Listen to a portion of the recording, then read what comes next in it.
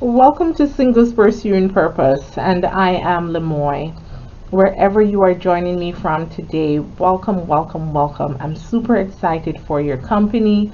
May I also use this opportunity to wish you a happy Easter. I trust that you have had some time just to relax, spend some time with your family and friends, and enjoying and reflecting on the joys that this season brings to us, especially those of us who are in the Christian community. It is a time of reflection on what Christ has done for us. So today we can have an opportunity to enjoy salvation. And so, what better time I think it is for me to talk about forgiveness? Yes, I'm going to be sharing a little bit about forgiveness today. Have you ever been hurt by an individual and you have made a vow in your heart and in your mind that I will never allow this person to hurt me a second time? And I think it's okay for you to say that you will not allow a person to hurt you a second time. But the issue comes in where forgiveness has not been taken place. And so you realize that you are harboring feelings of unforgiveness. And what is unforgiveness? Unforgiveness is your inability or your unwillingness to forgive someone who may have hurt, betrayed, or disappointed you. One thing that I want you to understand or to take away from this is that forgiveness is never about really reconciling with the individual who may have offended you. In some cases, it does happen, and in those cases, we tap. It's awesome. Forgiveness is always about you, the person who was offended by the offender. And so, when I speak about forgiveness, I am talking to you who have been offended by an individual and you have vowed that you will never forgive this person. And so, over time, when we don't forgive, then we harbor the feelings of unforgiveness. So we're in a state of unforgiveness. And what unforgiveness does, it holds you hostage. It saps away your joy, your peace, your happiness. And sometimes it could even cause physical sickness in the human body. And so forgiveness is very important. And so I created a diagram here, and it's something that I share with individuals whenever I am having discussion about forgiveness or dealing with the issue of unforgiveness. And so if you look carefully at this diagram here, the offender is always on this side here. So maybe you were offended by your families, maybe you were offended by your friends, maybe you were offended by society, maybe there are some systemic barriers that have offended you, and so this is where your offenders are situated. But you who were offended, you are right here. This is the diagram that you're stuck in. And this diagram is just representing a cage. So unforgiveness could create a cage, put you into that cage. And so if you realize that I have some words there: bitterness, resentment, unworthiness, feeling as though you are unworthy. How could this happen to me? Blaming yourself. What did I do wrong? Is it because I am not worthy why this would have happened to me? And so we realize that when we hold on to unforgiveness, we're holding on to anger, we're holding on to bitterness, and that is not good for your spirit, and it's not good for your soul. It is not good for you as a person, because when we hold on to that, then we have occupied the space for peace and joy and happiness. Those spaces are occupied rather with anger and bitterness. And one of the things that I want you to take away from this chart is that those who have offended us, if you notice that they're not in a cage, so they're living a life of freedom, whereas we have held ourselves captive in this cage, wherein they may not even be aware of what they have caused us. And in some cases, if we should really confront these individuals on what they have done to us, maybe they will not acknowledge it. Maybe, it has been so long, and they will say, you know what, I didn't even know that I offended you. And so they're living a life of freedom, they're living a life of wholeness. But we are in a state of bitterness, we're in a state of resentment. So unforgiveness holds you as the person who have experienced the offense as an hostage.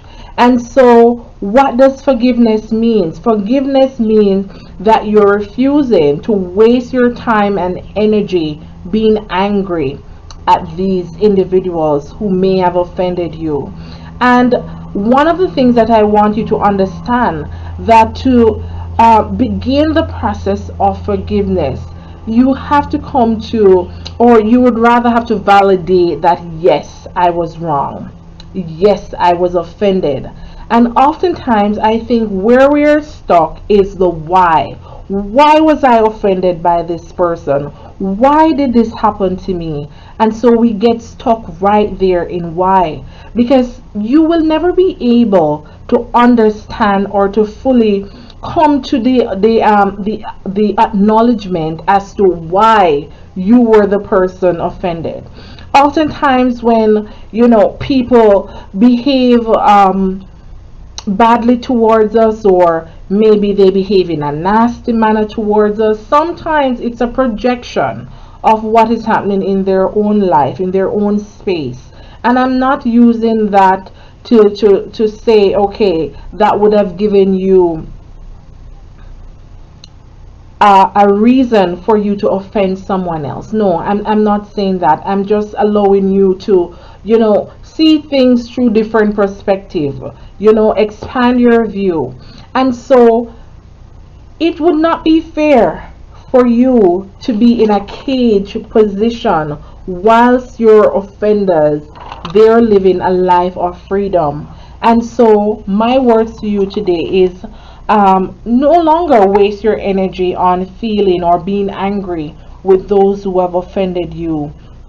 One of the things that you will have to do as well is to change your narrative.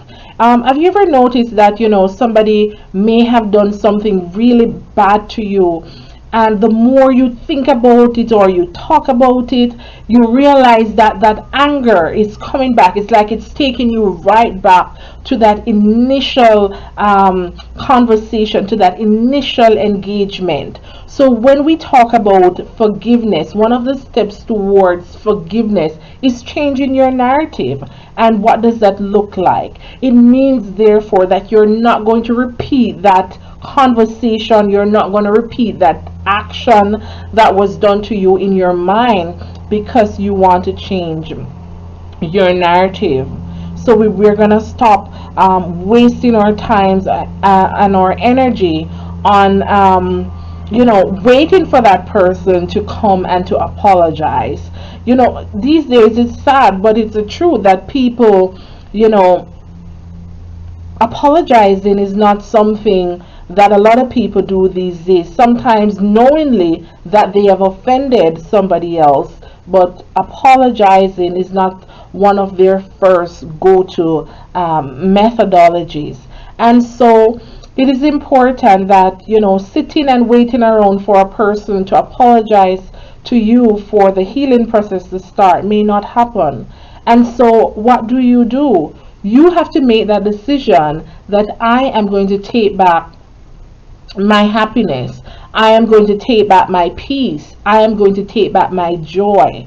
Because when you harbor bitterness or you harbor unforgiveness towards an individual, they're out there living their lives to their fullest, but yet still you're in a place where you feel bound, you feel as though, you know what, I'm not able to move past this level. And so it is important for you to deal with unforgiveness. Forgiveness, it is a choice. Yes, it is a choice. So we could choose to forgive, or we could choose to harbor unforgiveness.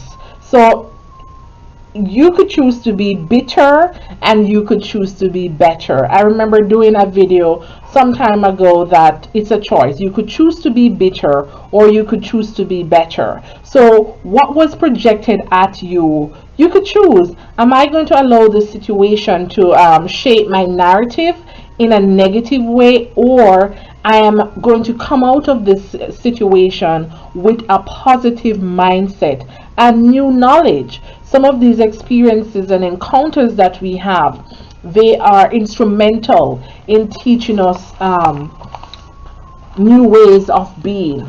So I want you to, take a moment, reflect on what was the situation that caused you to harbor this feeling of unforgiveness. Reflect, validate it. Yes, I was offended, and making that intentional decision that this is not going to be the course of my narrative, and making a choice to forgive. My friends, forgiveness is important. It will allow us to live a life of freedom. Someone may have scarred you from childhood, and you have not forgiven them. And you are carrying that baggage with you. Maybe mommy did you something, maybe daddy, maybe an uncle, maybe a co-worker, maybe a friend, maybe a neighbor. Someone did something really bad to you that has scarred you to the core, and you're saying, I will never forgive this person. But I want you to know that you are not hurting that person, you are hurting you. And so today we want to take back our power, we want to take back our peace, we want to take back our wholeness, and that can only be done through forgiveness. Yes, it is difficult, I know it is not easy, but it is something that is necessary for you to be able to live a life of purpose. Remember, we're all about pursuing purpose, and having unforgiveness in you could prevent you from your next level. It could prevent you from maximizing your potential, because you're not able to get past that hurt. You're not able to get back past that pain. Every time you try to make a step forward, you're being reminded of what happened to you in the past. And so it must come to a point where you have to say enough is enough, and make that choice that what happened to me, I am not going to allow it to break me, or I'm not going to allow it to define the remainder of my life. I will no longer allow someone else to hold my peace, someone else to hold my joy. And so forgiveness, it is a choice. And I sincerely hope that you make that choice today, that you're going to forgive, not necessarily for the offender, but for you. You want to be better. You want to experience that life that God has intended for you. And so forgiveness is going to be the next best thing that you do in this time and in this season. I hope today was a blessing to you. I hope you were able to grab something, a nugget of wisdom, or whatever it is.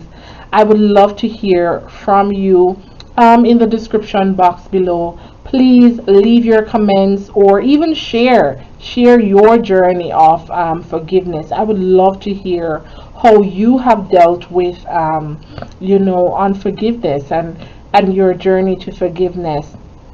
Also, I'm going to ask you to like, subscribe, and share this video with your family and friends. So until we meet again, walk good.